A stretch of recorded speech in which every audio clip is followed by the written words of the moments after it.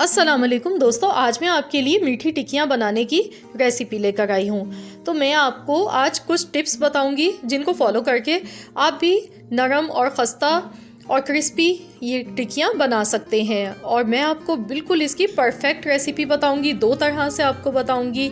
तो जो लोग नरम पसंद करते हैं एक ही डो से आप उनके लिए भी बना सकते हैं, और जो लोग बहुत ज़्यादा क्रिस्पी और खस्ता पसंद करते हैं ये टिक्कियाँ उनके लिए भी।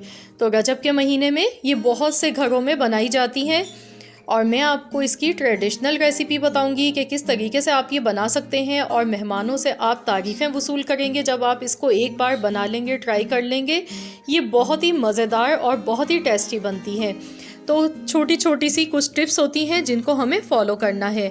तो चलिए फ्रेंड्स, जल्दी से हम रेसिपी देख लेते हैं।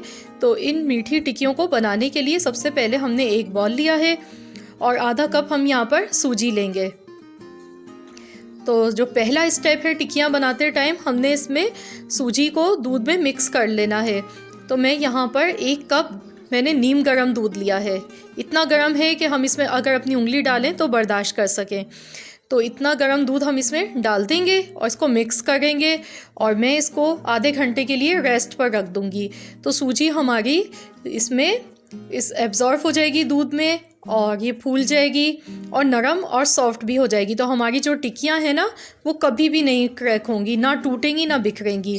और इस तरीके से जो टिक्कियों का फ्लेवर होता है वो बहुत ज़्यादा बढ़ के आता है। मैंने इसको आधे घंटे के लिए रख दिया है। आधा घंटा हो चुका है। ये देखिए सूजी हमारी फूल चुकी है, और ये इसमें इसका जो फ्लेवर है वो इस तरह से आता है जैसे हमने खोया डाल दिया हो। बहुत ही अच्छा टेस्ट आता है। अब मैं इसमें 4 कप मैदा डाल गई हूँ। मेजरमेंट कर लें आप भी कप से। मैंने 4 कप मैदा लिया है, आधा कप मैंने सूजी ली है। तो अब हम इसमें ये दूध में मिक्स हुई सूजी इसमें डाल देंगे। तो आप भी जब भी ये टिक्कियाँ बनाएं तो आप पहले इस तरीके से सूजी को दूध में, नीम गर्म दूध में डालकर और रख दें रेस्ट के लिए। आधी प्याली मैंने पिसा हुआ खोपरा लिया है, ये हम इसमें डाल देंगे। आधी प्याली हम सफ़ेद तिल डाल देंगे। तो बहुत से लोग क्या गलती करते हैं कि तिल बाद में डालते हैं, तो उस वजह से वो अलग हो जाते हैं, ऑयल में बिखर जाते हैं। तो आप भी इसी तरीके से जब आटा इसका गूंदने लगे तो उसी टाइम डाल दें। अब मैंने यहाँ पर 3 कप पिसी हुई चीनी ली है, और साथ ही में मैंने इसमें सब्ज़ी इलायची भी पीस ली थी 10 से 12 अदद। अब मैंने यहाँ पे घी डाला है। तो घी जो है मैंने अपने नॉर्मल चम्मच से डाला है। अगर आप मेजरमेंट से डालेंगे तो आप इसको 3 टीस्पून डाल दें घी। इसमें 3 टीस्पून के बराबर मैंने घी डाला है, और अब मैं इसको अच्छी तरह से मिक्स कर लूँगी, क्योंकि जो मैंने 1 कप दूध लिया था वो 4 कप मैदा और इन सब चीज़ों में परफेक्ट रहेगा। लेकिन अगर ज़रूरत पड़ेगी तो हम इसमें थोड़ा सा दूध और मिला लेंगे। तो हमने अब इसका सख्त सा डो तैयार करना है। आप जब भी डो तैयार करें तो आपने सख्त ही आटा गूंदना है। खूब अच्छी तरह से इसको मिक्स करें और इसका सख्त सा एक डो तैयार कर लें, क्योंकि हमने इसमें पिसी हुई चीनी डाली है तो ये थोड़ा चिपचिपा सा होता है, पर लेकिन आपने इसको ऐसे ही गूंदते चले जाना है अच्छी तरह से। तो मैं इसमें दूध डाल गई हूँ। मैं तकरीबन ½ टीस्पून के बराबर मैंने दूध इसमें डाला है, और ये गरम दूध ही मैंने इसमें यूज़ किया है, नीम गरम दूध। और मैं इसको अच्छी तरह से मिक्स कर लेती हूँ, और ये जब अच्छी तरह से इकट्ठा हो जाएगा, पूरा यकजान हो जाएगा, तो हम इसको गूंद लेंगे। ये देखिए इस तरीके से आपने अच्छी तरह से इसको 5 से 10 मिनट तक आपने लाजमी इसको अच्छी तरह से गूंदना है, जब तक ये नरम और मुलायम नहीं हो जाता है, अच्छा सा इसका डो नहीं बन जाता है। इसको आपने खूब अच्छी तरह से ऐसे गूंदते जाना है।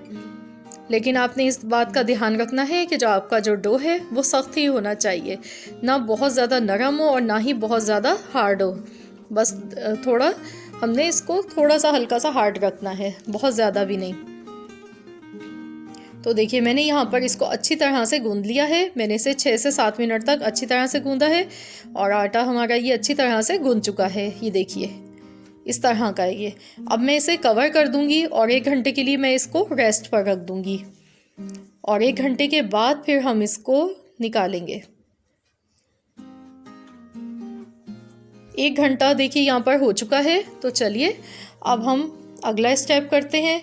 तो ये देखिए आटा हमारा सेट हो चुका है। तो अब हमने जो ये सरफेस हमने एक बड़ा सा ले लेना है और उसको ऑयल से ग्रीस कर लेना है। मैंने पहले से ही इसको ऑयल से ग्रीस कर लिया। तो ये हमने इस पर आटा निकाल लिया है। इसको थोड़ा सा पहले हम इस तरीके से सेट कर लेंगे एक बार और, ताकि ये और चिकना हो जाए। ये देखिए इस तरीके से हमने इसको कर लिया है। और बड़ा सा सरफेस होगा आपका, तो आप इसको बासानी बहुत जल्दी आप ये काम कर सकते हैं, वरना आपको टाइम बहुत ज़्यादा लगेगा बार बार बेलने में इसको।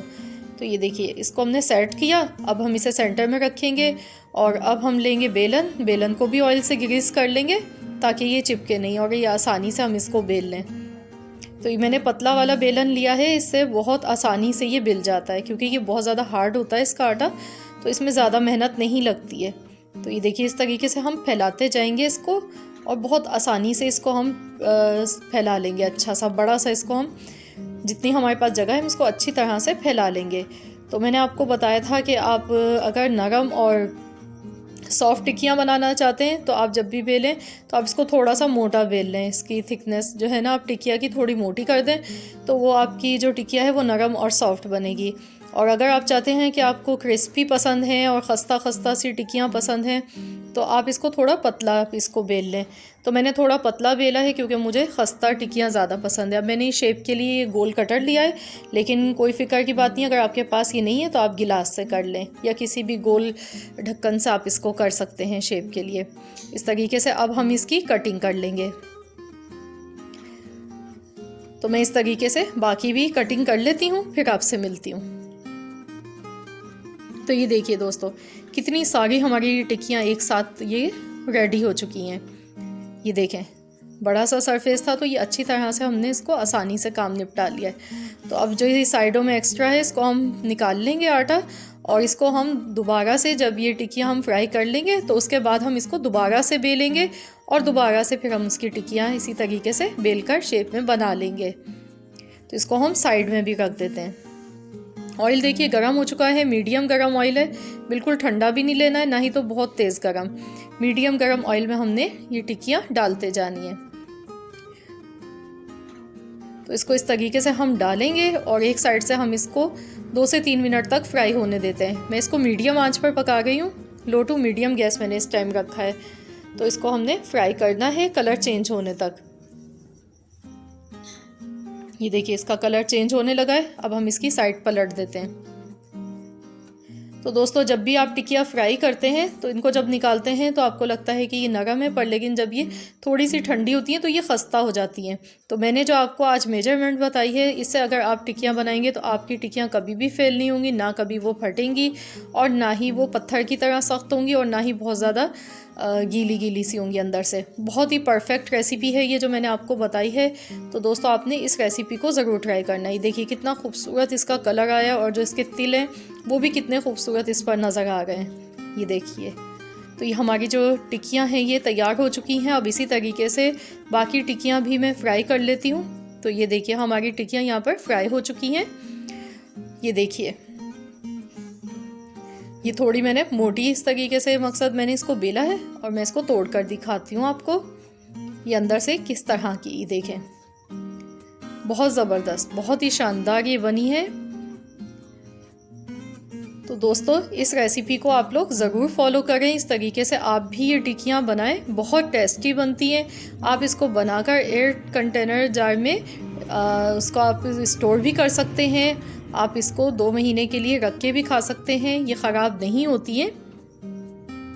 ये देखिए ये कितनी क्रिस्पी है, मैं आपको ये दिखाती हूँ इसका खस्तापन। ये देखिए हमने थोड़ी पतली बेली है तो ये खस्ता कितनी बनी है, बिल्कुल बिस्किट की तरह बनी है, जैसे बाज़ार से हम बिस्किट लेकर खाते हैं, बहुत ही टेस्टी।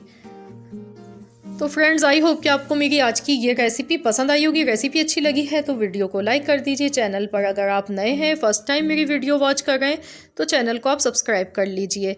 मिलते हैं इंशाल्लाह ताला बहुत जल्द नेक्स्ट वीडियो के साथ। जब तक के लिए अल्लाह हाफिज़।